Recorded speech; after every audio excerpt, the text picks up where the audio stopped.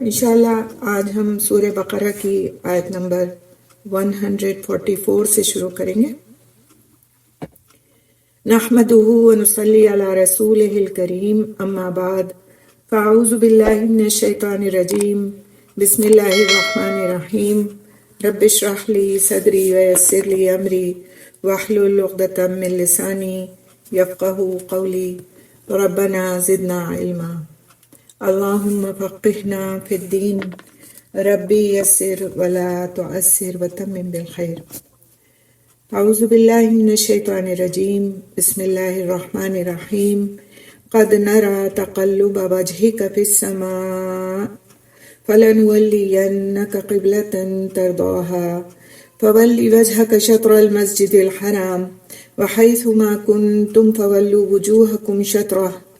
وَإِنَّ الَّذِينَ أُوتُوا الْكِتَابَ لَيَعْلَمُونَ أَنَّهُ الْحَقُّ مِنْ رَبِّهِمْ وَمَا اللَّهُ بِغَافِلٍ عَمَّا يَعْمَلُونَ۔ ترجمہ: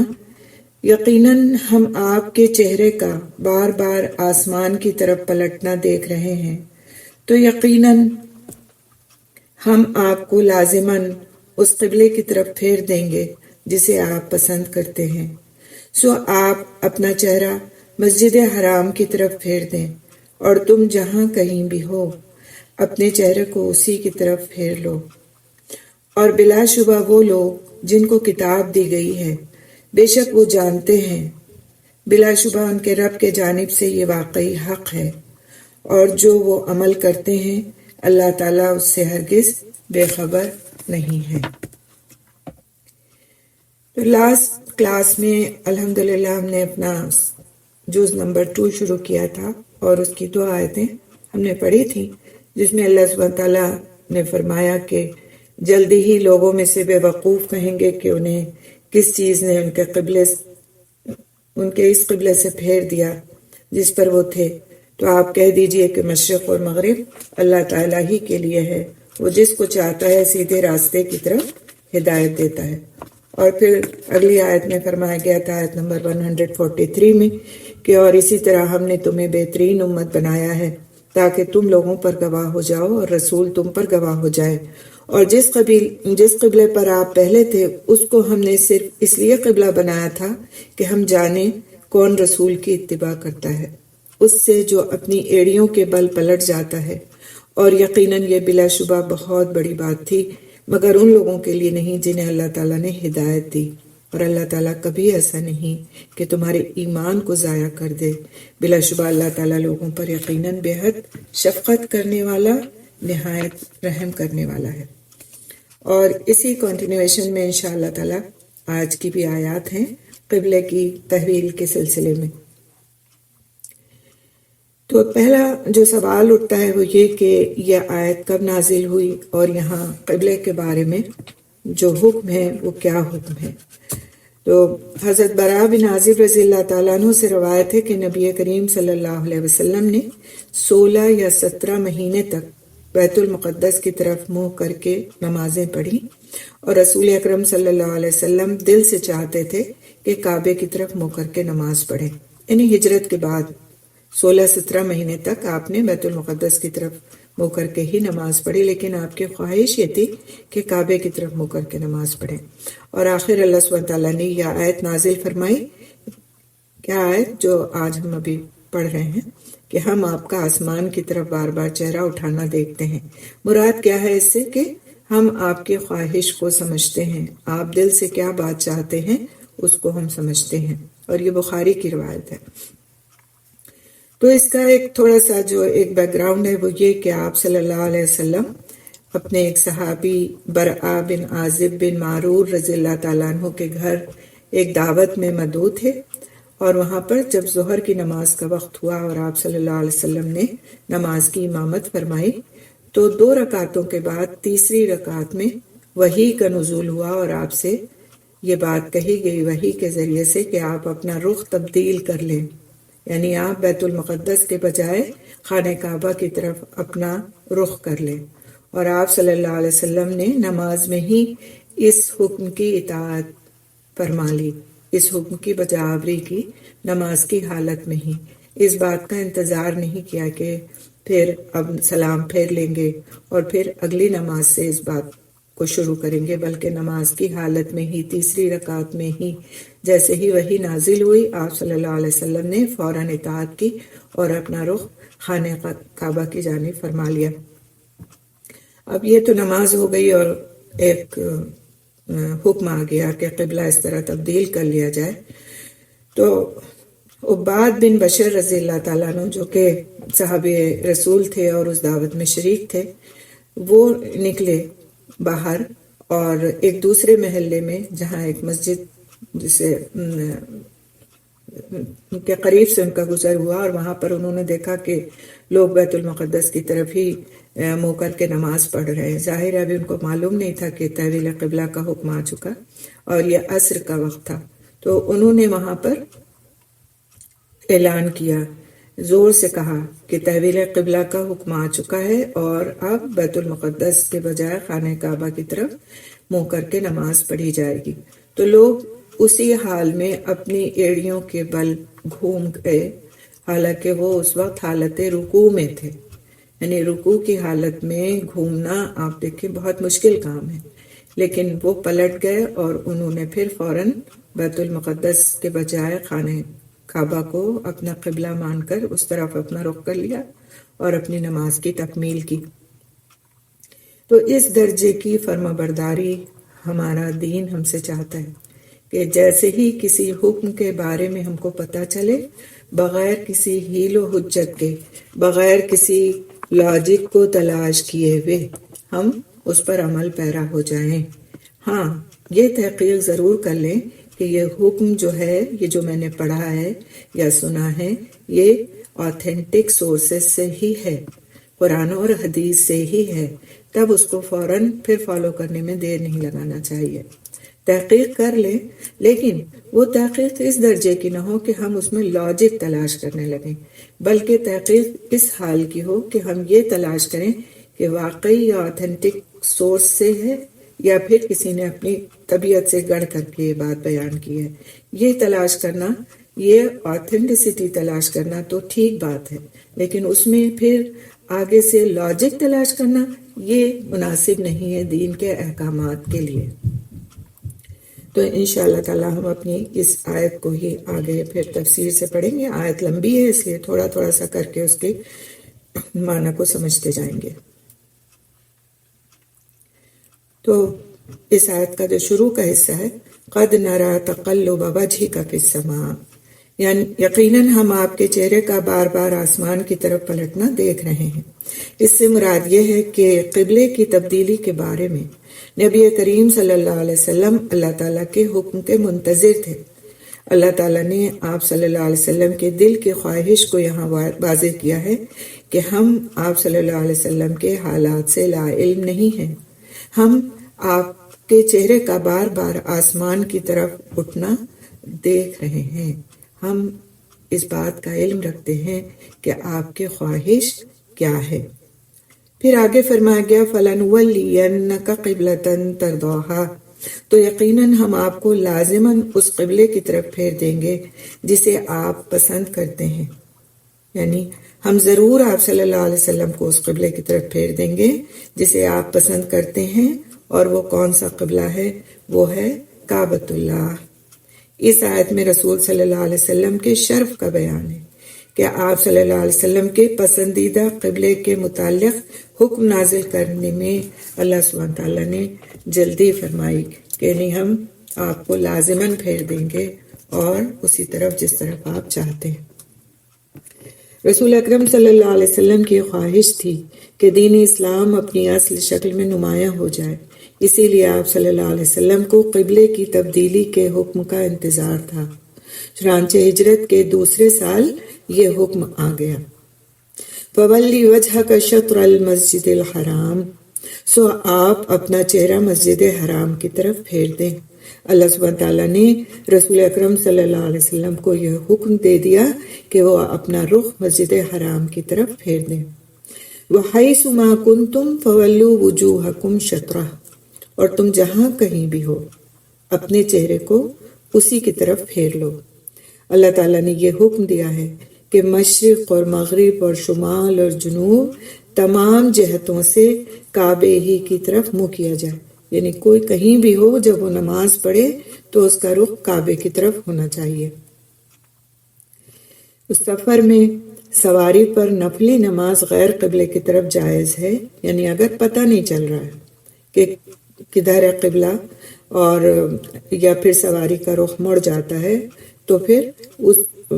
انسان اپنی حالت میں رہ کر کے نماز پڑھ سکتا ہے۔ نفلی نماز غیر قبلے کی طرف جائز ہے جبکہ دل کا رخ بیت اللہ کی طرف ہو، یعنی دل سے انسان اپنے آپ کو اپنے رخ کو بیت اللہ کی طرف ہی تصور کرے، اور لیکن اگر سواری کا رخ مڑ جاتا ہے اور اس کا کوئی اختیار نہیں ہے سواری کے اوپر، جیسے اپنی گاڑی ہے اپنی کار ہے، تب تو آپ کا اختیار ہے کہ آپ اس کو روکیں اور قبلے کی طرف نماز پڑھیں رک کر کے، اور اتر کر کے نماز پڑھیں سواری سے۔ لیکن اضطراری کیفیات میں بعض وقت ایسا ہوتا ہے کہ انسان سواری پر ہے اور وہ اس سواری کو کسی طرف نہ روک سکتا ہے نہ موڑ سکتا ہے اور نماز کا وقت نکل جائے گا، تو پھر یہ ہے کہ جس رخ پر بھی سواری جا رہی ہے اس رخ پر اس نماز کو پڑھ لیا جائے۔ حالت جنگ میں بھی غیر قبلے کی طرف نماز جائز ہے۔ پھر یہ کہ جسے قبلہ معلوم نہ ہو اور کوئی بتانے والا نہ ہو، وہ اپنے اجتہاد سے یعنی اپنے طور سے جد و جہد کرنے کے بعد قبلے کی سمت مقرر کر کے نماز پڑھ لے۔ نماز کسی حالت میں چھوڑنے کا کوئی تصور نہیں ہے، چونکہ قبلے کی طرف منہ کر کے نماز پڑھنا نماز کی شرائط میں سے ہے، اور جان بوجھ کر اگر کوئی ایسا کرتا ہے کہ جدھر دل چاہتا ہے ادھر منہ کر کے نماز پڑھ لیتا ہے اور یہ کہتا ہے کہ ہمارا دل تو بالکل اسی طرف ہے، تو نہیں، ہم سے اس طرف رخ کرنے کی بھی بات کہی گئی ہے۔ تو اگر کسی نے غیر قبلے کی طرف رخ کر کے نماز پڑھ لی تو اس کی نماز ہو جائے گی، کیونکہ اللہ تعالیٰ طاقت سے زیادہ کسی کو تکلیف نہیں دیتا۔ کس صورت میں؟ جب یہ صورتیں جو اوپر بتائی گئی ہیں ان میں سے کوئی صورت پیش آئے، ادروائز تو صرف اپنی اس بات کو دل میں رکھ کے کہ اللہ تعالیٰ ہر طرف ہے اور ہم جدھر بھی منہ کر کے نماز پڑھ لیں گے ہماری نماز ہو جائے گی، تو ایسا نہیں ہے، کیونکہ قبلے کی طرف منہ کر کے نماز پڑھنا نماز کی شرائط میں سے ہے، اور اگر نماز کی شرائط میں سے کوئی شرط فوت ہو جاتی ہے یعنی اس کی پابندی نہیں کی جاتی تو پھر نماز نہیں ہوتی۔ تو اہل کتاب یہ بات کیسے جانتے تھے کہ امت مسلمہ کا قبلہ بیت اللہ مقرر کیا جائے گا؟ اس کی وضاحت ہم دیکھتے ہیں وَإِنَّ الَّذِينَ يَعْمَلُونَ، اس کی روشنی میں انشاءاللہ ہم دیکھتے ہیں وَإِنَّ الَّذِينَ أُوتُوا الْكِتَابَ لَيَعْلَمُونَ أَنَّهُ الْحَقُّ مِنْ رَبِّهِمْ، اور بے شک وہ لوگ جن کو کتاب دی گئی ہے بے شک وہ جانتے ہیں بلا شبہ ان کے رب کی جانب سے یہ واقعی حق ہے۔ اہل کتاب جو تھے وہ اپنے نبیوں اور اپنی کتابوں کی پیشین گوئیوں کی وجہ سے یہ بات جانتے تھے کہ آخری نبی آئے گا تو قبلہ بیت اللہ ہو جائے گا۔ یہودی حسد، کفر اور سرکشی کی وجہ سے اس بات کو چھپاتے تھے، اور یہ بات کہ وَمَا اللَّهُ بِغَافِلٍ عَمَّا يَعْمَلُونَ، یعنی وہ جو عمل کرتے ہیں اللہ اس سے ہرگز بے خبر نہیں ہے، تو اللہ تعالیٰ نے یہود کو اس میں تنبیہ کی ہے کہ وہ ان کے اعمال سے غافل نہیں ہے۔ اس میں اعتراض کرنے والوں کے لیے وعید اور اہل ایمان کے لیے تسلی ہے۔ اللہ تعالیٰ اس سے غافل نہیں ہے کہ اہل کتاب جانتے ہیں کہ یقیناً ان کے رب کی طرف سے یہ حق ہے۔ اللہ تعالیٰ نے اس کے توسط سے شعور کو، انسان کے شعور کو جھنجھوڑا ہے کہ تمہارا معاملہ کسی بے خبر ہستی سے نہیں ہے۔ اللہ سبحانہ تعالیٰ کی ہستی کوئی بے خبر ہستی نہیں ہے، بلکہ وہ علیم ہے، خبیر ہے، اس لیے اپنے اعمال کی فکر کر لو۔ اگر تم یہ سوچتے ہو کہ جو تم مرضی آئے کرو گے اور اللہ تعالیٰ کو اس کی کوئی خبر نہیں ہوگی، اللہ تعالیٰ کے علم میں وہ بات نہیں آئے گی، تو یہ تمہاری بھول ہے۔ تو مخاطب تو یہاں پر یہود ہیں، لیکن مخاطب اس سے پوری انسانیت ہے کہ ان کا رب جو ہے وہ علیم ہے اور خبیر ہے، اور اس سے ڈرتے ہوئے ہی انسان کو اپنی زندگی گزارنی چاہیے، اس کے احکام کی پابندی کرتے ہوئے ہی انسان کو زندگی گزارنی چاہیے، ادروائز تو ہر چیز لکھی ہوئی ہے اور ہر چیز اس کے علم میں ہے۔ اگلی آیت پہ ہم انشاءاللہ چلتے ہیں، آیت نمبر 145۔ وَلَئِنْ أَتَيْتَ الَّذِينَ أُوتُوا الْكِتَابَ بِكُلِّ آيَةٍ مَا تَبِعُوا قِبْلَتَكَ وَمَا أَنْتَ بِتَابِعٍ قِبْلَتَهُمْ وَمَا بَعْضُهُمْ بِتَابِعٍ قِبْلَةَ بَعْضٍ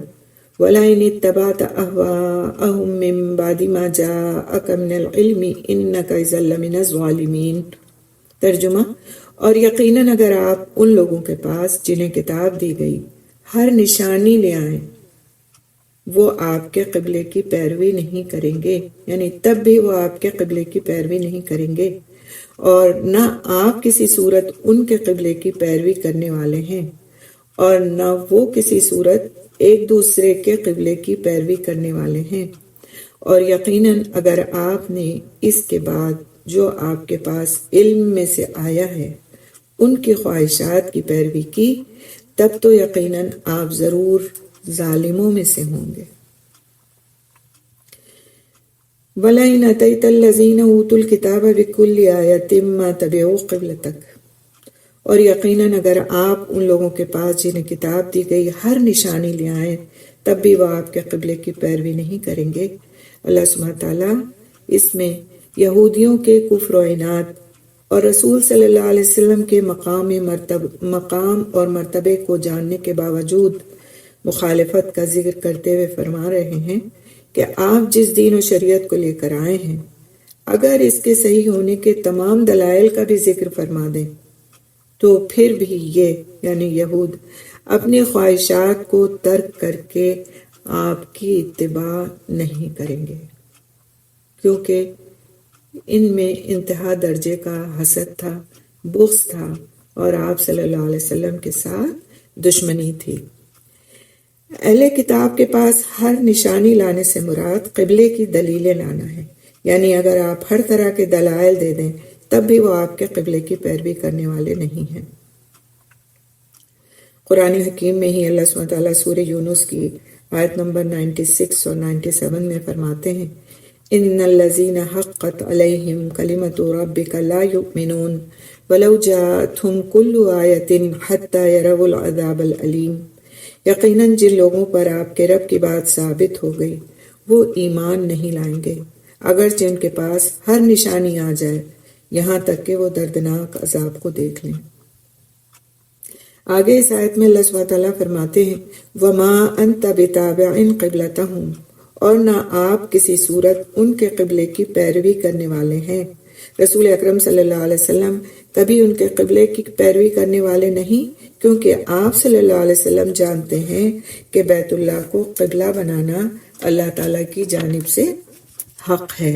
یعنی اب جب کہ اللہ تعالیٰ کی طرف سے حکم آ گیا تو پھر اب کوئی جواز نہیں رہتا کہ آپ بیت المقدس کو اپنا قبلہ بنائیں۔ رسول اکرم صلی اللہ علیہ وسلم اللہ تعالیٰ کے حکم کے پابند اور اس کی خوشنودی کے طلبگار ہیں، اس لیے کبھی یہود کی پیروی نہیں کر سکتے۔ اس سے رسول اللہ صلی اللہ علیہ وسلم پر واضح کر دیا گیا کہ قبلے پر مصالحتی کوشش کرنے کا فائدہ نہیں۔ انہوں نے گروہی تعصبات کے تحت اپنے قبلے کی سمت مقرر کی ہے، اور آپ صلی اللہ علیہ وسلم نے رب کے حکم کے تحت، تو بنیاد ہی فرق ہے، لہٰذا یہ سمجھوتا ممکن نہیں۔ یعنی اگر وہ کسی بھی طرح کی آپ کے سامنے شرائط بھی رکھیں، سمجھوتا بھی کرنا چاہیں کہ آپ ایسا کر لیں اور ایسا کر لیں، جیسا کہ اس سے پہلے کے معاملات میں بھی کچھ سمجھوتے کرنے کی انہوں نے کوشش کی تھی کہ چلیں اس طرح کر لیتے ہیں اور اس طرح تو ہم آپ کو رسول مان لیں گے، تو ایسے کسی سمجھوتے کی کوئی گنجائش نہیں۔ اہل کتاب نے بیت اللہ کو قبلہ نہیں مانا، اور ان کے نہ ماننے کی وجہ ان کی خواہش پرستی تھی۔ وہ اپنی فضیلتوں کے خوابوں میں جی رہے تھے اور ان سے نکلنا نہیں چاہتے تھے۔ وہ چاہتے تھے کہ جو ایک سپرمیسی ان کے قائم ہے وہ قائم رہے، اور اسی لیے جب بیت اللہ کو قبلہ بنایا گیا تو انہوں نے اس کو ماننے سے انکار کر دیا اور اس پر طرح طرح کے باتیں رسول اکرم صلی اللہ علیہ وسلم کی شان میں کہیں۔ وَمَا بَعْضُهُمْ بِتَابِعٍ قِبْلَةَ بَعْضٍ، اس کی تفسیر ہم دیکھتے ہیں، اور نہ وہ کسی صورت ایک دوسرے کے قبلے کی پیروی کرنے والے ہیں۔ تو یہاں ایک دوسرے سے مراد یہودی اور عیسائی ہیں۔ تو یہود بیت المقدس کے مشرق کی طرف رخ کر کے عبادت کرتے تھے، اور عیسائی بیت المقدس کے مغرب کی طرف رخ کرتے تھے۔ تو اللہ تعالیٰ نے ان کے اعتراضات پر توجہ دلائی ہے کہ مسلمانوں کے قبلے کی تبدیلی پر تو آپ کا موقف ایک ہے، یہ تو بتاؤ خود ایک دوسرے کے قبلے کی پیروی کرنے کے لیے تیار ہو۔ یعنی اب تم کہتے ہو کہ مسلمانوں کا یہ قبلہ ہے تو ہم اس طرف نہیں کریں گے منہ، لیکن کیا تم آپس میں بھی ایک دوسرے کی مطابقت کرتے ہو یہودی اور عیسائیوں، اے اہل کتاب؟ آگے فرماتے ہیں اللہ سبحانہ تعالیٰ وَلَئِنِ اتَّبَعْتَ أَهْوَاءَهُمْ، اور یقیناً اگر آپ نے ان کی خواہشات کی پیروی کی۔ یہاں اس سے مراد اہل کتاب کی یہ خواہش ہے کہ نبی صلی اللہ علیہ وسلم ان کے قبلے کو اختیار کر لیں۔ ان کی یہ خواہش یہ بھی تھی کہ نبی صلی اللہ علیہ وسلم ان کے دین کی پیروی کر لیں۔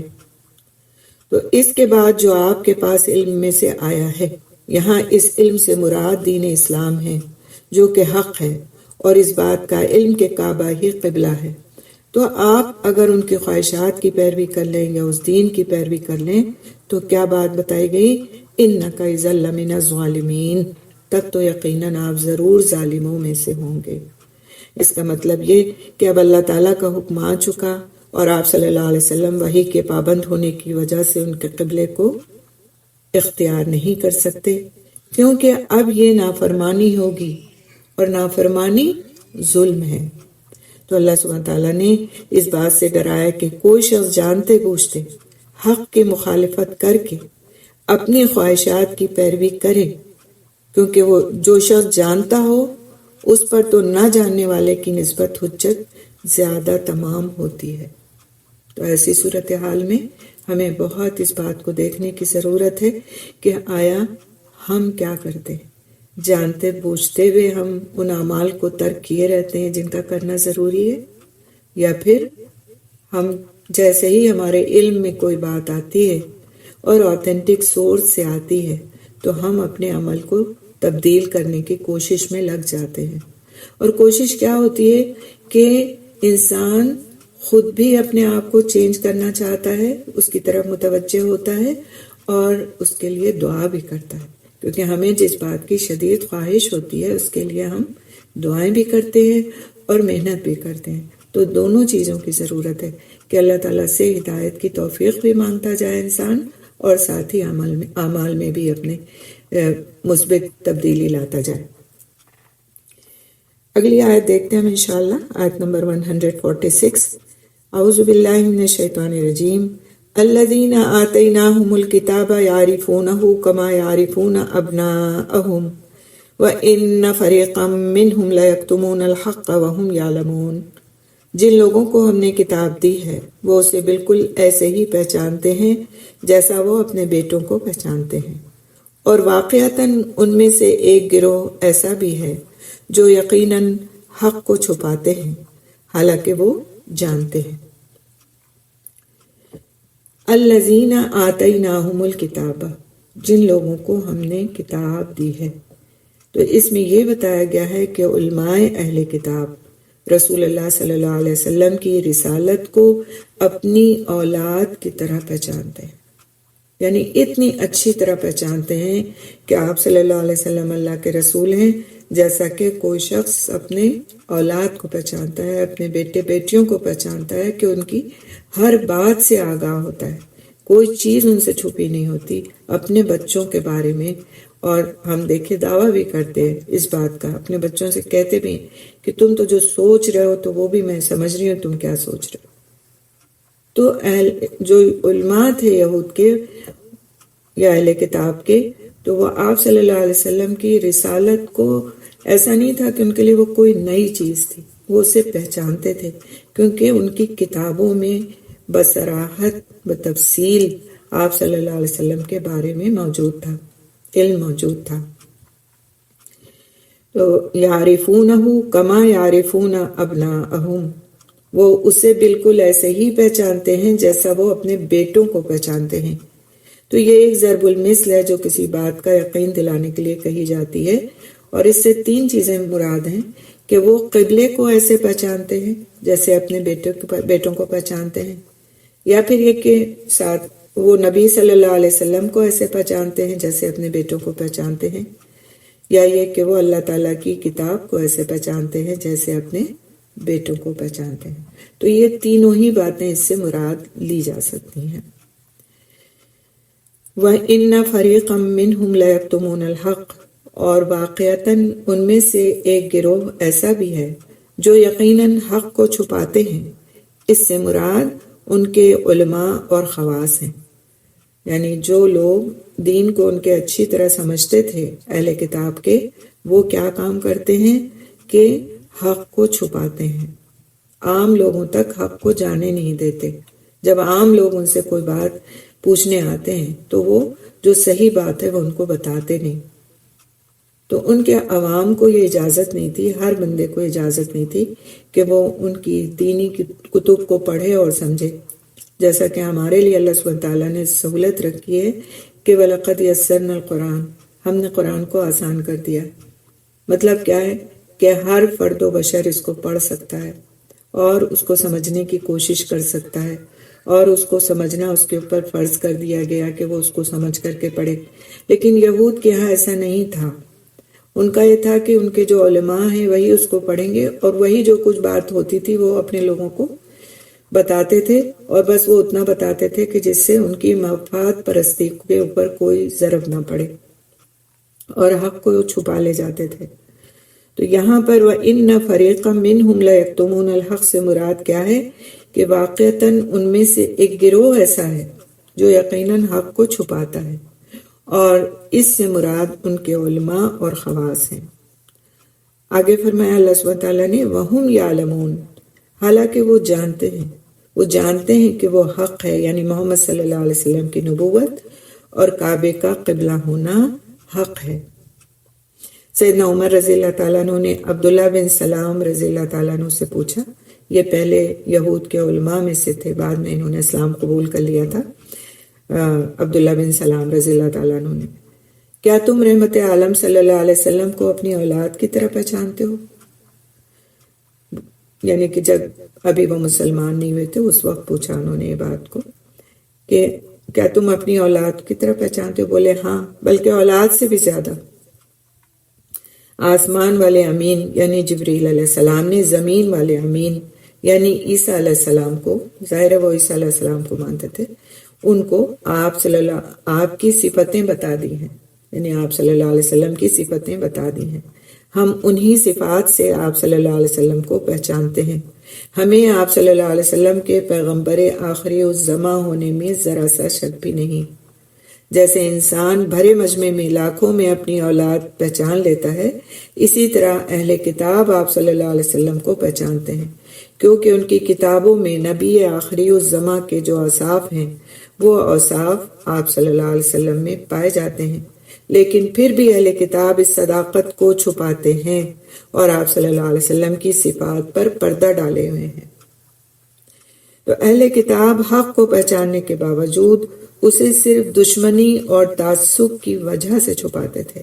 وہ محسوس کرتے تھے کہ اس طرح ان کی بالادستی قائم رہے گی،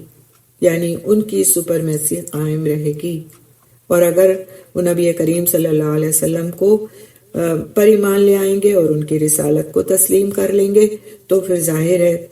جو چیزیں، جو صفات اور جو باتیں دین کے بارے میں کہی گئی ہیں کہ آخری رسول کون ہوگا، آخری کتاب کون ہوگی، آخری دین کیا ہوگا، تو پھر ان کی سپرمیسی ختم ہو جائے گی اور انہیں وہ سارا سب کچھ ایکسیپٹ کرنا پڑے گا۔ لہٰذا مانو ہی نہ، انکار کر دو۔ تو وہ جانتے پوچھتے ہوئے باتوں کا انکار کرتے تھے، قبلے کا انکار، رسالت کا انکار، کتاب کا انکار، دین کا انکار، یہ سب صرف ان کے بغض اور عناد اور حسد کی وجہ سے تھا، ورنہ حقیقت میں کیا تھا کہ ان کو ان ساری باتوں کا علم تھا۔ تو علم ہونے کے باوجود اگر انسان عمل نہ کرے تو یہ گویا کیا ہے؟ ایک ظلم ہے، ظلم سے تعبیر کیا گیا اس کو۔ آگے آیت نمبر 147 پہ ہم انشاءاللہ چلتے ہیں۔ اعوذ باللہ من الشیطان الرجیم، الحق من ربک فلا تکونن من الممترین۔ ترجمہ،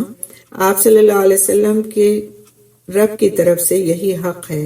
پس آپ شک کرنے والوں میں سے ہرگز نہ ہو جانا۔ نبی صلی اللہ علیہ وسلم اور ان کی امت کو ثابت قدمی کی جو ترغیب دی گئی اس کی وضاحت الحق من ربک فلا تکونن من الممترین میں کی گئی کہ اللہ تعالیٰ نے نبی صلی اللہ علیہ وسلم اور ان کی امت کو ثابت قدمی کی ترغیب دیتے ہوئے فرمایا، واضح فرمایا کہ آپ کے رب کی طرف سے یہی حق ہے، یعنی رسول صلی اللہ علیہ وسلم جو دین لے کر آئے ہیں وہ بالکل حق اور سچ ہے۔ اور یہاں حق سے مراد قبلے کی حقیقت کہ پہلا کون سا قبلہ تھا، اس کی وضاحت رب العزت کی جانب سے، اور پھر قبلے کی تبدیلی کسی انسان کے خواہش سے نہیں بلکہ رب کے حکم سے ہوئی، اور رب کا حکم حق ہے۔ تو آپ شک کرنے والوں میں سے ہرگز نہ ہوئیے، یعنی جو کچھ رسول صلی اللہ علیہ وسلم لے کر آئے ہیں وہ حق ہے، لہٰذا اس میں شک نہ کرنا اور حق کو حق ہی سمجھنا ہے۔ حق کے بارے میں کسی شک میں مبتلا نہ ہوا جائے، حق پر غور و فکر کر کے یقین کے مرتبے تک پہنچا جائے۔ تو حق کو قبول کرنے کے لیے اللہ سبحانہ تعالیٰ نے اپنے رب ہونے کا شعور دلایا کہ جو رب تمہیں پالنے والا ہے، تمہارے لیے تدبیر اور انتظام کرنے والا ہے، وہی رب حق عطا کرنے والا ہے۔ اس کے دیے ہوئے رزق کو قبول کرتے ہوئے، حق کو قبول کرتے ہوئے جو کچھ بھی اس کی طرف سے ہے اس کو حق مانتے ہوئے اس کو قبول کر لینا ہی تمہارے لیے عافیت کا ذریعہ ہے، خیر کا باعث ہے۔ تو جو اللہ سبحانہ تعالیٰ نے حق عطا فرما دیا اس میں کسی طرح کا کوئی شک نہیں ہونا چاہیے، اور یہ پھر یقین تک انسان کو لے جاتی ہے۔ یہ بات جب شک دور ہو جاتا ہے تو انسان یقین تک پہنچ جاتا ہے۔ لیکن یقین کا اپوزٹ کیا ہے؟ شک ہے نا۔ تو جب شک سے انسان نکل جاتا ہے کسی بھی بات میں تو پھر وہ یقین کے درجے کو پا لیتا ہے، اور ایمان یقین کے بغیر تو مکمل ہی نہیں۔ اگر ہم ہر وقت شیکی رہتے ہیں، شک میں مبتلا رہتے ہیں، فلاں کام میں کیسے کروں، ایسے کروں تو پھر یہ ٹھیک ہے یا ویسے کروں تو پھر ٹھیک ہے، فلاں تو یہ کہتا ہے فلاں بات کے معاملے میں تو کیا اس کی بات ٹھیک ہے یا پھر یہ بات ٹھیک ہے، میں نے ایک درس میں تو یہ بات سنی تھی اور پھر اگلے درس میں نے یہ بات سنی، اب میں کون سی بات فالو کروں؟ تو یہ جو شکوک ہیں یہ ہم کو عمل سے روک دیتے ہیں اور ہمارے یقین کو پختہ نہیں ہونے دیتے۔ تو اسی لیے بار بار یہ بات کہی جاتی ہے کہ آپ آتھینٹک سورسز کے ساتھ علم حاصل کریں اور پھر اس کے بعد یقین کے ساتھ اس پر جم جائیں، اور جب انسان کا یقین پختہ ہوتا ہے تو پھر اس کا ایمان بھی مضبوط ہوتا ہے، اور وہ پھر شک کے دائرے سے نکل کر، شبہات کے دائرے سے نکل کر، اپنی خواہش نفس سے نکل کر، کسی بھی طرح کے بغض و عناد سے، تعصب پرستی سے، فرقہ وارائیت سے نکل کر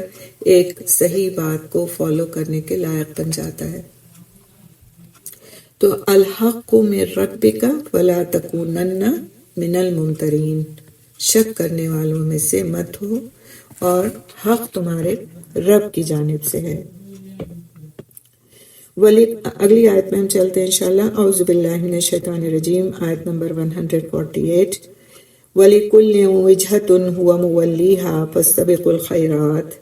أَيْنَمَا تَكُونُوا يَأْتِ بِكُمُ اللَّهُ جَمِيعًا إِنَّ اللَّهَ عَلَى كُلِّ شَيْءٍ قَدِيرٌ۔ اور ہر ایک کے لیے ایک سمت ہے جس کی طرف وہ منہ پھیرنے والا ہے، سو نیکیوں میں ایک دوسرے سے آگے بڑھو، تم جہاں کہیں بھی ہوگے اللہ تعالیٰ تمہیں اکٹھا کر کے لے آئے گا، یقیناً اللہ تعالیٰ ہر چیز پر پوری طرح قدرت رکھنے والا ہے۔ تو قبلے کی تبدیلی سے رب العزت نے توجہ دلائی کہ آپ کا اصل کام صرف قبلے کی طرف رخ کرنا نہیں ہے، بلکہ اصل کام اللہ تعالیٰ کی اطاعت کرتے ہوئے نیکیاں کرنا ہے۔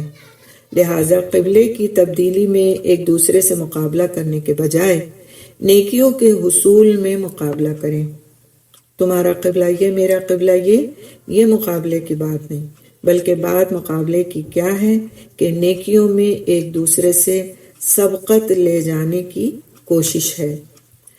وَلِكُلٍّ وِجْهَةٌ هُوَ مُوَلِّيهَا، اور ہر ایک کے لیے ایک سمت ہے جس کی طرف وہ منہ پھیرنے والا ہے۔ اس سے مراد یہ کہ ہر قوم کا ایک قبلہ ہے جس کی طرف وہ منہ کر کے عبادت کرتی ہے۔ اس سے مراد یہ بھی ہے کہ ہر قوم کے لیے ایک شریعت اور ایک راستہ مقرر کیا گیا ہے، جیسا کہ اللہ سبحانہ تعالیٰ فرماتے ہیں لِكُلٍّ جَعَلْنَا مِنْكُمْ شِرْعَةً وَمِنْهَاجًا، تم میں سے ہر ایک کے لیے ہم نے ایک راستہ اور ایک طریقہ مقرر کر دیا ہے۔ سورۃ مائدہ کی آیت نمبر 48۔ یعنی اللہ تعالیٰ نے اپنے معزز رسولوں کو مبعوث فرما کر مختلف شریعتیں عطا کی ہیں تاکہ لوگ ان کی پابندی کریں۔ ابو العالیہ کہتے ہیں کہ اس کے معنی یہ ہیں کہ اگرچہ یہودی بھی ایک سمت کی طرف منہ کرتے ہیں اور نصارہ بھی، مگر امت محمدیہ کے لوگوں حقیقی قبلہ تو یہ ہے کہ جس کے اختیار کرنے کی اللہ تعالیٰ نے تمہیں توفیق عطا فرمائی ہے، یعنی تم سے مطالبہ کیا ہے۔ قبلے تو ان کے بھی ہیں، دین ان کے پاس بھی ہے، لیکن جو دین اللہ نے تمہیں عطا فرمایا ہے، جو قبلہ اللہ نے تمہیں عطا فرمایا ہے، وہ تمہارے لیے ہے۔ اور تمہیں اس سے یہ بھی ایک مراد یہ بھی نکلتی ہے کہ تمہیں اپنے دین کو فالو کرنا ہے، تمہیں غیر اللہ کو ماننے والوں یا شرک کرنے والوں یا ایسے لوگوں کو فالو کرنے سے روک دیا گیا جو تمہارے دین پر نہیں ہیں، جو تمہارے قبلے کے فالوور نہیں ہیں، جو تمہارے رسول کی لائی ہوئی شریعت کو نہیں مانتے، تم ان کو فالو نہیں کرو گے، تم ان کے دین پر نہیں چلو گے۔ تمہارے لیے اللہ سبحانہ تعالیٰ نے ایک دین، ایک قبلہ، ایک شریعت، ایک نبی مبعوث فرمایا اور تمہیں اس نعمت سے سرفراز کیا گیا۔ تو اب تمہارے کرنے کا کام کیا ہے؟ فَاسْتَبِقُوا الْخَيْرَاتِ، سو نیکیوں میں ایک دوسرے سے آگے بڑھو، نیکیوں میں ایک دوسرے سے آگے بڑھو، اور یعنی نیکیوں اور بلائیوں کے اصول اور قبول کے لیے ایک دوسرے سے آگے بڑھو، نیکی کے کاموں میں جلدی کرو۔ نیکی کے بارے میں اللہ رب العزت نے فرمایا وَلَكِنَّ الْبِرَّ مَنِ اتَّقَىٰ، سورہ بقرہ کی آیت نمبر 189 ہے۔ ترجمہ اس کا ہے کہ بلکہ نیکی اس کی ہے جو ڈرے، اور تقویٰ سے مراد یہ ہے کہ اللہ تعالیٰ سے ثواب کی امید رکھ کر وہ کام کیے جائیں جن کا اس نے حکم دیا ہے، اور اللہ تعالیٰ کے عذاب کا خوف رکھتے ہوئے ان کاموں سے رکا جائے جن سے اس نے منع فرمایا ہے۔ تو یوں نیکیوں میں سبقت لے جانے کا طریقہ یہ ہے کہ اللہ تعالیٰ سے ثواب کی امید کے ساتھ بھاگ بھاگ کر ایسے کام کریں جن کا اللہ تعالیٰ نے حکم دیا ہے، بھاگ بھاگ کر۔ فَاسْتَبِقُوا الْخَيْرَاتِ، ایک دوسرے سے آگے بڑھیں۔ نیکی میں ایک دوسرے سے آگے بڑھنا ثواب کا کام ہے، اس کا مطالبہ ہم سے قرآن کرتا ہے۔ یہ کوئی بری بات نہیں ہے۔ جس طرح ہم دنیا میں ایک دوسرے سے آگے بڑھنے کی کوشش میں لگے رہتے ہیں اور اس میں اپنی جانیں کھپا دیتے ہیں، تو ہم سے قرآن کیا مطالبہ کرتا ہے کہ نیکی کے کاموں میں ایک دوسرے سے سبقت لے جاؤ،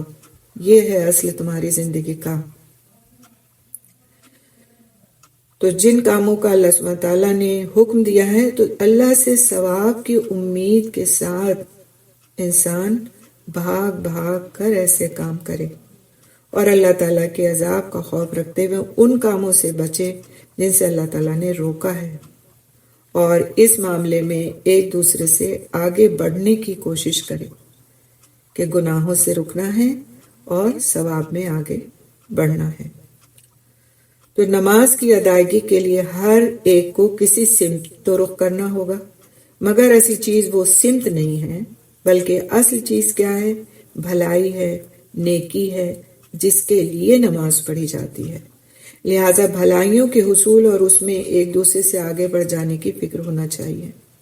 اور نیکیوں اور بھلائیوں میں سبقت لے جانے کا راستہ وحی الہی یعنی قرآن حکیم اور سنت رسول صلی اللہ علیہ وسلم کو قبول کرنے اور ان پر عمل پیرا ہونے میں ایک دوسرے پر سبقت لے جانے کا راستہ ہے۔ تو نیکیوں کے حصول میں ایک دوسرے سے آگے بڑھنے میں جو یقین مددگار ثابت ہوتا ہے وہ یہ کہ انسان نہ خود اللہ تعالیٰ سے چھپ کر کہیں جا سکتا ہے اور نہ اس کا کوئی بھی عمل اللہ تعالیٰ سے چھپا ہوا ہے، وہ جہاں بھی ہو اللہ سبحانہ تعالیٰ کی گرفت میں ہے۔ اسی لیے اللہ سبحانہ تعالیٰ نے فرمایا اینما تکونوا یأتی بکم اللہ جمیعا، تم جہاں کہیں بھی ہوگے اللہ تعالیٰ تمہیں اکٹھا کر کے لے آئے گا۔ اس سے مراد یہ کہ تم جہاں کہیں بھی ہوگے، اللہ تعالیٰ قیامت کے دن تم سب کو جواب دہی کے لیے اکٹھا کر کے لے آئے گا۔ یعنی انسان کو اپنے اپنے عمل کا جو حساب کتاب دینا ہوگا وہ تو دینا ہوگا، لیکن اس وقت ساری خلقت جمع ہوگی، حضرت آدم علیہ السلام سے لے کر اور اس دنیا کے آخری انسان تک ساری خلقت جمع ہوگی۔ اس یقین سے انسان کے ضمیر کے اندر ہلچل پیدا ہوتی ہے کہ انسان اپنے پوشیدہ معاملے کے بارے میں بھی حساس ہو جاتا ہے کہ میرا ہر عمل کھل جانے والا ہے، ہر عمل کھل جانے والا ہے۔ اور جب یہ احساس پیدا ہوتا ہے تو پھر انسان کو برائی کرتے ہوئے خوف محسوس ہوتا ہے۔ یہ احساس ہی کہ میری یہ برائی کھل جائے گی انسان کو برائی کرنے سے روک دیتا ہے۔ آپ دیکھیں کہ دنیا میں کوئی بھی عمل اگر ہم اس کو واقعی برا سمجھتے ہیں تو اس کو چھپا کر کرتے ہیں، اس کو لوگوں کے سامنے نہیں کرتے، اس کو کسی سے بتاتے ہوئے ڈرتے ہیں، اس کو اپنے بہت قریبی دوست کے ساتھ حتیٰ کہ اپنے والدین کے ساتھ بھی شیئر نہیں کرتے، کیونکہ ہم سمجھ رہے ہوتے ہیں کہ یہ ہم غلط کر رہے ہیں۔ ہمارا ضمیر، ہمارے اندر جو اللہ سبحانہ تعالیٰ نے قدرتی طور سے ایک اچھائی اور برائی کی پہچان رکھ دی ہے، وہ ضرور ہم کو یہ بتاتی ہے کہ تم غلط کر رہے ہو۔ اگر ہم جھوٹ بولتے ہیں تو، اگر کسی بھی طرح کی کوئی برائی کرتے ہیں تو اندر سے ایک آواز ضرور آتی ہے کہ یہ غلط ہے، الا یہ کہ کسی نے اپنے ضمیر کو اتنا ہی مار دیا ہو کہ اسے اچھائی اور برائی کی تمیزیں ختم ہو گئی ہو، ادروائز تو یہ چیز ضرور محسوس ہو جاتی ہے۔ لیکن اللہ سبحانہ تعالیٰ اس آیت میں صاف صاف فرما دیا اللہ سبحانہ تعالیٰ نے کہ اینما تکونوا یأتی بکم اللہ جمیعا، اللہ تعالیٰ سب کو اکٹھا کر کے لے آئے گا، اور جب سب کو اکٹھا کر کے لے آیا جائے گا تو پھر اعمال کا کچا چٹھا جو لکھا ہوا ہے وہ سامنے کر دیا جائے گا اور پھر اسی کے مطابق فیصلے ہوں گے۔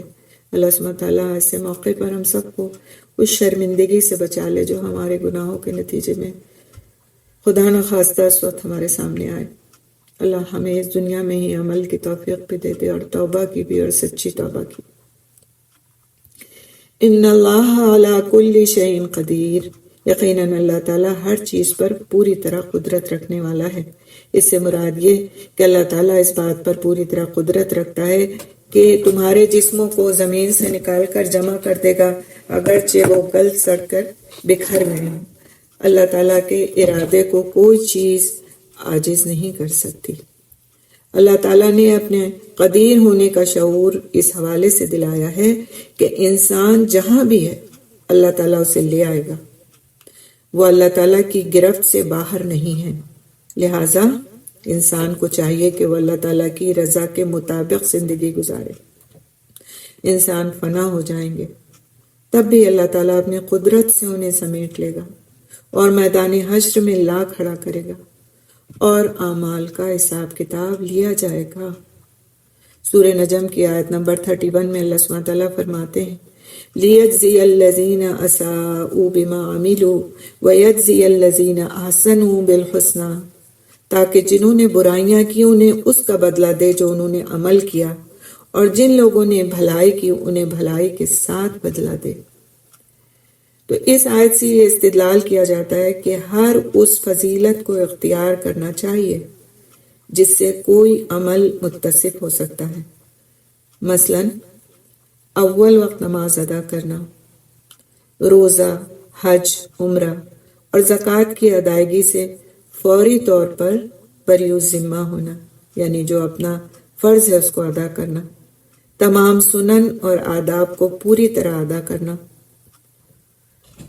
تو یہ آیت بہت ہی جامع اور بہت ہی مفید آیات میں سے ہے۔ مومن کو کسی چھوٹے سے نیک عمل کا موقع بھی ضائع نہیں کرنا چاہیے۔ سیدنا ابو ہریرہ رضی اللہ تعالیٰ عنہ نے بیان کیا کہ رسول اکرم صلی اللہ علیہ وسلم نے فرمایا ایک شخص راستے پر چل رہا تھا کہ اس نے وہاں کانٹے دار ڈالی دیکھی، یعنی ایک ایسی ٹہنی دیکھی جس پر کانٹے تھے، اس نے اسے اٹھا لیا تو اللہ تعالیٰ نے اس کا یہ عمل قبول کیا اور اس کی مغفرت فرما دی۔ صحیح بخاری کی روایت ہے یہ۔ تو کوئی چھوٹے سے چھوٹا عمل، بعض وقت ہم راستے میں چل رہے ہوتے ہیں، کوئی ایسا چھلکا پڑا ہوتا ہے کیلے کا یا کسی بھی ایسی چیز کا کہ اگر اس سے ہمارے پیچھے آنے والا شخص اس کو نہ دیکھے تو اس پر سے پھسل جائے گر جائے تو اس کو ہٹا دینا، کنارے کر دینا، یعنی یہ بھی نیکی کا عمل ہے کہ راستے سے تکلیف دہ چیز کو دور کر دیا جائے، ہٹا دیا جائے۔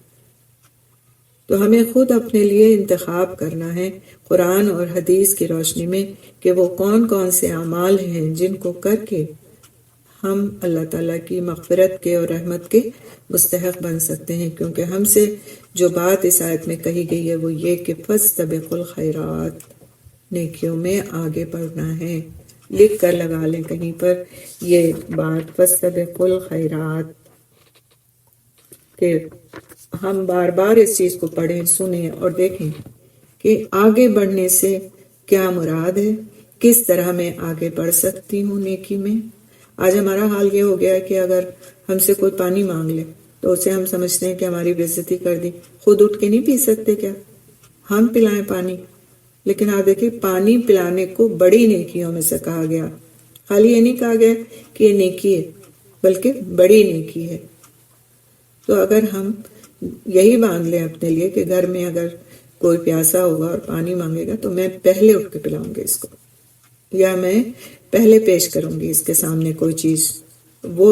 وہ کام، وہ خدمت جو مجھے آگے بڑھا دے، میری نیکیوں میں اس سے اضافہ ہو جائے، تو پھر ہمارے اندر ایک ایسا جذبہ پیدا ہو جاتا ہے کہ ہم سے چھوٹے کام کو حقیر سمجھنا ہمارے لیے مشکل ہوتا ہے، اور ہم سمجھتے ہیں یہ بھی ہمارے لیے نیکی کا موقع آیا ہے۔ اور جب ہم یہ سمجھتے ہیں کہ یہ ہمارے لیے موقع آیا ہے تو پھر اسے ہم بڑھ چڑھ کر اس میں حصہ لیتے ہیں اور اسے پورے شوق سے کرتے ہیں اور اس میں اپنے سارے ایفرٹ ڈالتے ہیں۔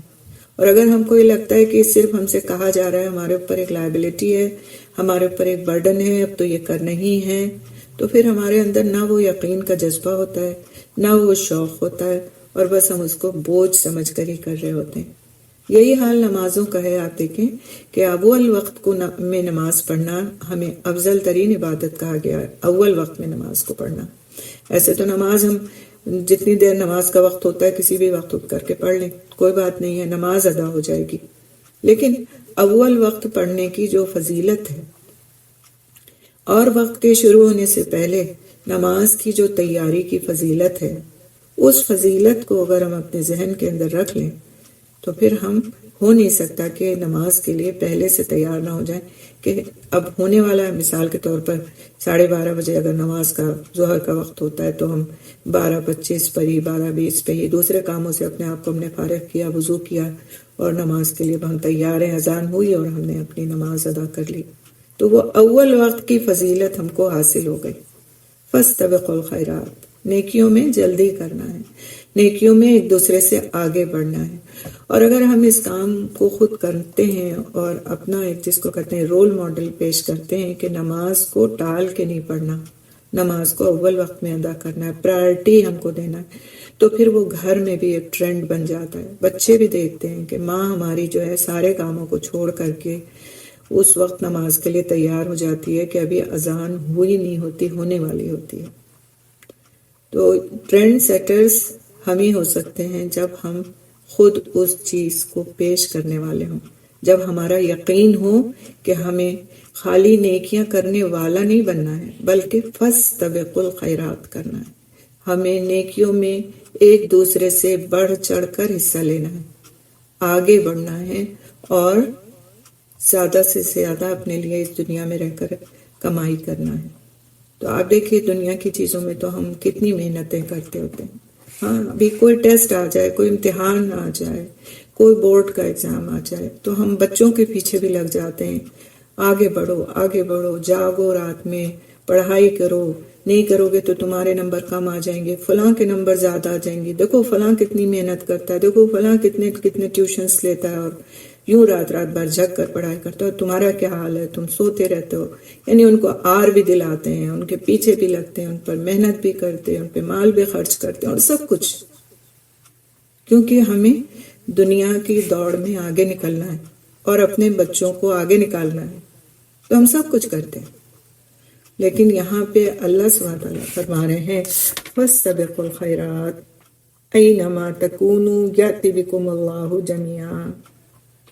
نیکیوں میں ایک دوسرے سے آگے بڑھو، تم جہاں کہیں بھی ہوگے اللہ تعالیٰ تمہیں اکٹھا کر کے لے آئے گا۔ ان اللہ علی کل شیء قدیر، یقیناً اللہ تعالیٰ ہر چیز پر پوری طرح قدرت رکھنے والا ہے۔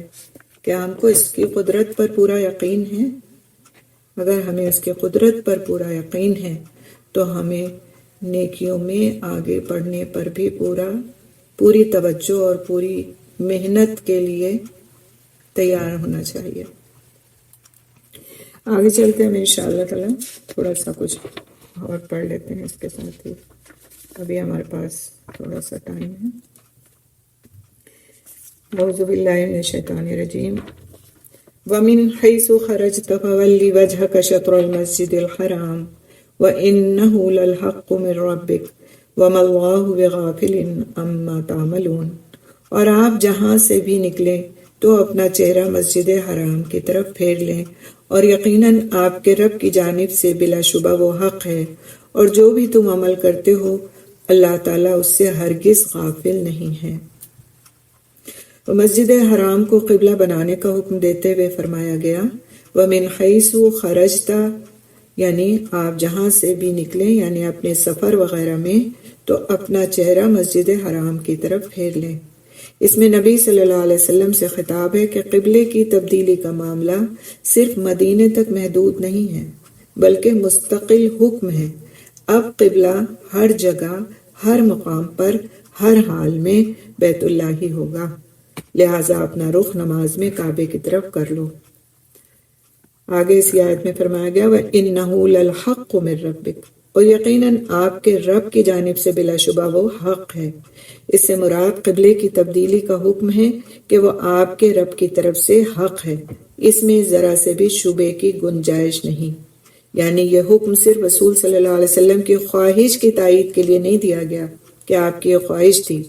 بلکہ یہ اللہ تعالیٰ کی طرف سے حق ہے اور اللہ تعالیٰ کے نزدیک پسندیدہ ہے۔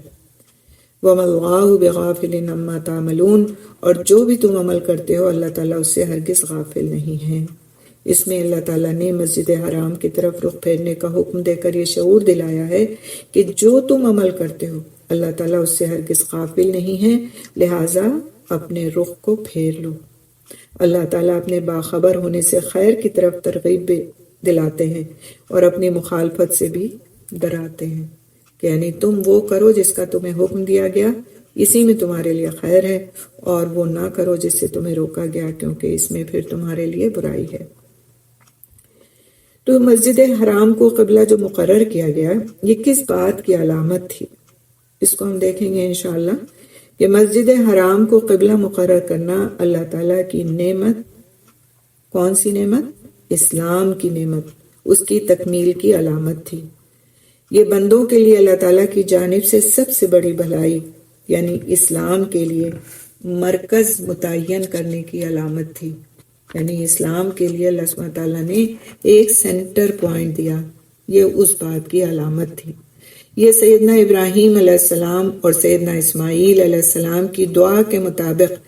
آخری نبی صلی اللہ علیہ وسلم کے آنے کی علامت تھی۔ آپ نے ابھی پہلے دیکھا کہ یہود و نصارہ کو ان کی کتابوں میں بتا دیا گیا تھا کہ آخری نبی آئے گا اور اس کا قبلہ کیا ہوگا۔ یہ اللہ تعالیٰ کی جانب سے آخری ہدایت کا دروازہ کھلنے کی علامت تھی۔ یہ اللہ تعالیٰ کی جانب سے اپنی ہدایت کو پائے تکمیل تک پہنچانے کی علامت تھی۔ اگلی آیت پہ ہم چلتے ہیں انشاءاللہ تعالیٰ، آیت نمبر 150۔ اعوذ باللہ من الشیطان الرجیم وَمِنْ حَيْثُ خَرَجْتَ فَوَلِّ وَجْهَكَ شَطْرَ الْمَسْجِدِ الْحَرَامِ وَحَيْثُ مَا كُنْتُمْ فَوَلُّوا وُجُوهَكُمْ شَطْرَهُ لِئَلَّا يَكُونَ لِلنَّاسِ عَلَيْكُمْ حُجَّةٌ إِلَّا الَّذِينَ ظَلَمُوا مِنْهُمْ فَلَا تَخْشَوْهُمْ وَاخْشَوْنِي وَلِأُتِمَّ نِعْمَتِي عَلَيْكُمْ وَلَعَلَّكُمْ تَهْتَدُونَ۔ تیسری بار قبلے کی تبدیلی کا حکم دیا گیا۔ دیکھیں کہ بار بار ریپیٹ ہو رہی ہے ایک بار، تو اس کی وضاحت ہم دیکھیں گے انشاءاللہ کہ اللہ تعالیٰ نے تیسری بار قبلے کی تبدیلی کا حکم دیتے ہوئے فرمایا وَمِنْ حَيْثُ خَرَجْتَ فَوَلِّ وَجْهَكَ شَطْرَ الْمَسْجِدِ الْحَرَامِ، اور جہاں سے آپ نکلیں سو اپنا چہرہ مسجد حرام کی جانب پھیر لیں۔ اس سے مراد کیا ہے کہ اپنے سفروں میں خواہ قریب کے مقام پر ہوں دور کے مقام پر نماز میں بیت اللہ کی طرف ہی رخ کریں۔ تم جہاں کہیں بھی ہو اپنے چہرے کو اسی طرف پھیر لو۔ اس سے پتہ کیا چلتا ہے کہ یہ حکم سب کے لیے ہے اور ہر جگہ کے لیے ہے۔ اب سوال یہ اٹھتا ہے کہ قبلے کی تبدیلی کا حکم 3 دفعہ کیوں دیا گیا؟ اس میں کیا حکمت ہے؟ پہلا حکم دیا گیا قد نرى تقلب وجهك، تو اس میں آپ صلی اللہ علیہ وسلم کی دعا اور دعا کی قبولیت کا بیان ہے، اور قبلہ جو پہلا تھا اس کے منسوخ ہونے کا حکم ہے۔ دوسری بار جب یہ حکم دیا گیا وَمِنْ حَيْثُ خَرَجْتَ، تو اس میں بیان ہے کہ رسول اللہ صلی اللہ علیہ وسلم کی جو چاہت تھی وہ اللہ سبحانہ تعالیٰ کی چاہت کے خلاف نہیں تھی، اور حقیقتاً قبلہ بھی یہی تھا جس کی آپ صلی اللہ علیہ وسلم کو چاہت تھی۔ تیسری بار جب حکم دیا گیا تو تیسری آیت میں جب یہ بات آئی تو اس میں یہودیوں کے اعتراض کا جواب ہے کہ تمہاری کتابوں میں لکھا ہوا ہے کہ آپ صلی اللہ علیہ وسلم کو بیت المقدس سے قبلے کی طرف پھیر دیا جائے گا۔ تو لِأَلَّا يَكُونَ لِلنَّاسِ عَلَيْكُمْ حُجَّةٌ إِلَّا الَّذِينَ ظَلَمُوا مِنْهُمْ فَلَا تَخْشَوْهُمْ وَاخْشَوْنِي وَلِأُتِمَّ نِعْمَتِي عَلَيْكُمْ وَلَعَلَّكُمْ تَهْتَدُونَ۔ اس کے بارے میں ہم انشاءاللہ تعالیٰ دیکھیں گے۔ بیت اللہ کو قبلہ مقرر کیے جانے کی حکمت واضح کرتے ہوئے اللہ رب العزت نے فرمایا تاکہ لوگوں کے پاس تمہارے خلاف کوئی حجت نہ رہے۔ یہاں لوگوں سے مراد اہل کتاب ہیں کہ وہ یہ نہ کہیں کہ ہماری کتابوں میں تو اس امت کا قبلہ بیت اللہ ہے اور یہ نماز بیت المقدس کی طرف رخ کر کے پڑھتے ہیں۔ اگر یہ صفت پوری نہ ہوتی تو یہود مسلمانوں سے یہ کہہ سکتے تھے کہ تم وہ امت نہیں ہو، کیونکہ ان کے پاس ایک پہلے سے موجود تھی ایک چیز کی نالج، تو وہ اعتراض کر سکتے تھے۔ آگے اللہ سبحانہ تعالیٰ فرماتے ہیں إِلَّا الَّذِينَ ظَلَمُوا مِنْهُمْ، مگر ان میں سے جن لوگوں نے ظلم کیا۔ تو یہاں پر ظالموں سے مراد مشرکین عرب ہیں۔ مشرک ظالمانہ طور پر اعتراض کرتے ہوئے رسول صلی اللہ علیہ وسلم کے بارے میں یہ کہتے تھے کہ یہ شخص اپنے آپ کو دین ابراہیم پر بتاتا ہے، لہٰذا اگر ان کا بیت المقدس کی طرف منہ کرنا دین ابراہیم کے مطابق تھا تو اب اس سے انہوں نے کیوں رجوع کر لیا ہے، کیوں تبدیلی کر لی ہے؟ تو اس کا جواب یہ دیا گیا کہ اللہ تعالیٰ ہی نے پہلے آپ کے لیے اس بات کو پسند فرمایا کہ آپ بیت المقدس کی طرف منہ کریں، کیونکہ اس میں حکمت تھی، اور آپ صلی اللہ علیہ وسلم نے اپنے رب کے حکم کی اطاعت کی۔ پھر اللہ سبحانہ تعالیٰ نے آپ کو قبلہ ابراہیم کی طرف منہ کرنے کا حکم دے دیا، اور اس سے مراد کعبہ ہے۔ تو آپ صلی اللہ علیہ وسلم اس حکم الہی کی اطاعت بھی بجا لائے، کیونکہ آپ صلی اللہ علیہ وسلم تمام حالات میں اللہ تعالیٰ کے اطاعت گزار تھے، اور لمحہ بھر کے لیے بھی حکم الہی سے باہر قدم نہیں رکھتے تھے، اور امت بھی اس سلسلے میں آپ صلی اللہ علیہ وسلم کی تابع ہے، یعنی امت کو بھی اسی طرح اطاعت گزاری کرنی ہے۔ اس آیت میں اللہ سبحانہ تعالیٰ آگے فرماتے ہیں فَلَا تَخْشَوْهُمْ، چنانچہ تم ان سے مت ڈرو۔ اس سے مراد یہ ہے کہ مشرکوں کی پرواہ نہ کرو جنہوں نے کہا تھا کہ مسلمانوں نے ہمارا قبلہ اختیار کر لیا ہے تو ہمارا دین بھی اختیار کر لیں گے۔ یعنی جب آپ صلی اللہ علیہ وسلم نے خانہ کعبہ کی طرف منہ کر کے نماز پڑھنا شروع کی تو ان کو ایک امید بن گئی کہ انہوں نے اب پھر سے خانہ کعبہ کی طرف منہ کر لیا ہے، لہٰذا تھوڑے دن کے بعد یہ ہمارا دین بھی اختیار کر لیں گے، جس طرح ہمارا قبلہ انہوں نے اختیار کر لیا ہے۔ تو وَاخْشَوْنِی، اور مجھے سے ڈرو، یعنی آپ صلی اللہ علیہ وسلم میرے سوا کسی کی پرواہ نہ کریں۔ یہ جو مشرکین عرب کہہ رہے ہیں تو آپ ان سے مت ڈریے، آپ صرف مجھ سے ڈریے۔ اللہ تعالیٰ کی ہی یہ شان ہے کہ اس سے ڈرا جائے اور اس کے سوا کسی کی پرواہ نہ کی جائے۔ آگے اللہ سبحانہ تعالیٰ فرماتے ہیں وَلِأُتِمَّ نِعْمَتِي عَلَيْكُمْ، اور تاکہ میں اپنی نعمت تم پر پوری کر دوں۔ یعنی تبدیلی قبلہ کا یہ حکم اس لیے بھی ہے کہ میں تمہیں اپنی تمام نعمتیں بخشوں اور تمہارے لیے شریعت ہر اعتبار سے مکمل ہو جائے۔ اس سے یہ یقین ملتا ہے کہ اللہ تعالیٰ اپنے دین کو ہر پہلو سے مکمل کرنا چاہتے ہیں، کہ کوئی بھی چیز ایسی نہ رہے کہ جس میں بندوں کو کسی قسم کا کوئی شک ہو یا پھر ان کے لیے اس عمل کو کرنا ناممکن ہو۔ حدیث میں آتا ہے کہ تمام النعمتی دخول الجنہ، نعمتوں کا اتمام جنت میں داخلہ ہے۔ تو یہاں پر نعمت سے مراد امامت اور پیشوائی کی نعمت ہے، جو بنی اسرائیل سے لے کر امت مسلمہ کو دی گئی تھی، تاکہ اب ساری انسانیت کو اللہ تعالیٰ کے راستے اور نیکی کے راستے پر چلانے کی خدمت اس امت کے سپرد کی جائے۔ وَلَعَلَّكُمْ تَهْتَدُونَ، اور تاکہ تم ہدایت پاؤ۔ تو تحویل قبلہ کے حکم کا مقصد یہ بھی تھا کہ تم ہدایت پا جاؤ۔ حافظ ابن کثیر رحمۃ اللہ علیہ فرماتے ہیں جس سے سابقہ امتیں بھٹک گئی تھیں، ہم نے تمہیں اس کی ہدایت فرمائی، اور جس قبلے کو سابقہ امتیں اختیار نہیں کر سکیں وہ ہم نے تمہارے لیے مخصوص کر دیا۔ یہی وجہ ہے کہ یہ امت سب سے اشرف اور افضل امت ہے۔ اللہ تعالیٰ سے ڈرنے والوں کو ہی ہدایت کا راستہ ملتا ہے۔ اللہ تعالیٰ نے اپنے بندوں پر رحم کرتے ہوئے ہدایت کے اسباب آسان فرما دیے، اور ہدایت کے راستوں پر چلنے کے بارے میں آگاہ فرما دیا گیا، اور ان کے لیے اس ہدایت کو پوری طرح واضح بھی کر دیا گیا۔ ان میں سے ایک طریقہ یہ بھی ہے کہ اللہ تعالیٰ اہل اناد کو، یعنی جو حسد کرتے ہیں، اناد رکھتے ہیں، بغض رکھتے ہیں، ان کو حق کی مخالفت پر مقرر کر دیتا ہے، چنانچہ وہ حق کے بارے میں جھگڑتے ہیں، جس سے حق واضح، حق کی نشانیاں اور علامتیں ظاہر ہو جاتی ہیں، اور باطل کا باطل ہونا ثابت ہو جاتا ہے، اور یہ چیز واضح ہو جاتی ہے کہ باطل کی کوئی حقیقت نہیں۔ اگر باطل حق کے مقابلے میں کھڑا نہ ہو تو بسا اوقات اکثر مخلوق پر باطل کا حال واضح نہ ہو، یعنی اشیاء جو ہیں، چیزیں جو ہیں، وہ اپنے اپوزٹ سے پہچانی جاتی ہیں، اپنے ضد سے پہچانی جاتی ہیں۔ اگر رات نہ ہوتی تو دن کی فضیلت کو کون سمجھ پاتا کہ دن میں روشنی ہوتی ہے اور دن روشن ہوتا ہے۔ اسی طرح اگر برائی اور بدصورتی نہ ہو تو خوبصورتی کی فضیلت کیسے معلوم ہو جائے؟ اسی طرح اگر اندھیرا نہ ہو تو روشنی کے فوائد کو نہیں پہچانا جا سکتا۔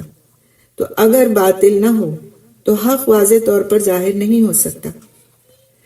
اس پر اللہ تعالیٰ ہی ہر قسم کی تعریف کا مستحق ہے۔ اس آیت میں اللہ سبحانہ تعالیٰ نے فرمایا فَلَا تَخْشَوْهُمْ، چنانچہ تم ان سے مت ڈرو۔ یعنی انسانوں کا ڈر انسان کو کیا دے سکتا ہے؟ انسان کے ڈر کی وجہ سے انسان بے چینی، اضطراب، پریشانی اور خوف میں مبتلا ہو جاتا ہے۔ انسان بھلائی کے جو بڑے بڑے کام ہوتے ہیں ان سے رک جاتا ہے، اللہ تعالیٰ سے اس کا تعلق درست نہیں رہتا۔ تو اللہ سبحانہ تعالیٰ نے فرمایا وَاخْشَوْنِی، مجھے سے ڈرو۔ تو اللہ تعالیٰ کا جو خوف ہے وہ انسان کو کیا دیتا ہے؟ اس کے مقابلے میں اللہ تعالیٰ کے خوف کی وجہ سے انسان برائیوں سے رکتا ہے، سکون پاتا ہے، ہر قسم کی مصیبت سے نجات پاتا ہے۔ اللہ تعالیٰ کا خوف قیامت کے دن کی ہولناکی اور جہنم کی آگ سے نجات کا ذریعہ ہے۔ اللہ تعالیٰ کا خوف اللہ تعالیٰ کی رضا، اس کی رحمت، مغفرت اور جنت کے حصول کا ذریعہ ہے۔ اللہ تعالیٰ سے خوف رکھنا کس چیز کی ضمانت ہے؟ کیا چیز اس سے حاصل ہوتی ہے؟ یہ اس بات کی ضمانت ہے کہ انسان کو ہر دوسرے خوف سے بے نیاز کر دیا جائے گا۔ اگر جو اللہ کا خوف رکھے گا وہ دوسرے جو خوف ہیں، اس کو طرح طرح کے خوف جو ہم کو گھیرے ہوئے ہوتے ہیں، اس سے وہ بے نیاز ہو جائے گا، اس سے نکل جائے گا۔ اب سوال یہ اٹھتا ہے کہ اللہ تعالیٰ کا خوف پیدا کیسے ہوتا ہے؟ ہم بات تو بہت کہتے ہیں اللہ تعالیٰ کے خوف کی، لیکن یہ پیدا کیسے ہوتا ہے؟ تو اس کے لیے ہمیں تھوڑی سی کوشش اور محنت اور اپنے عمل میں تبدیلی لانے کی ضرورت ہے۔ موت کے معاملات اور آخرت کے حالات پر بات کرنے سے اللہ تعالیٰ کا خوف پیدا ہوتا ہے۔ اللہ تعالیٰ کی کائنات میں غور و فکر کر کے اپنی حیثیت اور موت کو یاد کرنے سے اس کا خوف پیدا ہوتا ہے۔ پھر یہ کہ قرآن مجید میں غور و فکر کرنے سے اور اللہ تعالیٰ کی عظمت کو یاد کرنے سے اس کا خوف پیدا ہوتا ہے۔ حدیث رسول صلی اللہ علیہ وسلم اور سیرت حبیب صلی اللہ علیہ وسلم میں غور و فکر کرنے سے اللہ تعالیٰ کا خوف پیدا ہوتا ہے۔ گناہوں کو یاد کر کے توبہ کرنے اور رونے سے اللہ تعالیٰ کا خوف پیدا ہوتا ہے۔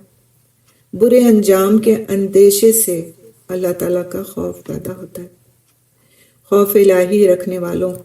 کی سیرت کا مطالعہ کرنے سے، یعنی صحابہ کرام رضی اللہ تعالیٰ عنہ مجمعین اور سلف صالحین، ان کی سیرت کے مطالعے سے اللہ تعالیٰ کا خوف پیدا ہوتا ہے۔ آپ دیکھیں کہ بعض وقت ہم صحابہ کرام رضی اللہ تعالیٰ عنہ مجمعین کے واقعات پڑھتے ہیں اور دوسرے بزرگان دین کے واقعات پڑھتے ہیں کہ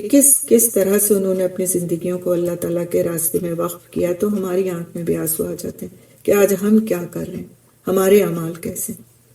تو ان چیزوں کا مطالعہ کرنا، ان چیزوں میں اپنا وقت گزارنا، اپنے آپ ان چیزوں کو سننا، پڑھنا، یا پھر کسی بھی طرح سے اپنی زندگی میں ان چیزوں کے لیے جگہ بنانا ہمارے خود اپنے لیے ہی مفید ہے، کیونکہ یہ ہمارے اندر اللہ تعالیٰ کا خوف پیدا کرتا ہے، اور اللہ تعالیٰ کا جب خوف پیدا ہوتا ہے تبھی انسان اچھائی کی طرف اور نیکی کی طرف چلتا ہے، اور جب وہ نیکی کی طرف اور خیر کی طرف چلتا ہے تو اللہ سبحانہ تعالیٰ اس کو یقین عطا فرماتے ہیں، اور یقین کے نتیجے میں ہی انسان کو پختہ ایمان حاصل ہوتا ہے، اور پھر پختہ ایمان کے نتیجے میں انشاءاللہ باذن اللہ اس کے لیے جنت کا راستہ آسان ہو جاتا ہے۔ اللہ تعالیٰ ہم سب کو توفیق عطا فرمائے، ہمیں قرآن کی سمجھ نصیب فرمائے، اس کو سمجھ کر پڑھنے اور اپنی زندگیوں میں داخل کرنے کی توفیق نصیب فرمائے۔ سبحان اللہ بحمدہ، سبحانک اللہم بحمدک، نشہد ان لا الہ الا انت، نستغفرک نتوب الیک۔ السلام علیکم ورحمۃ اللہ وبرکاتہ۔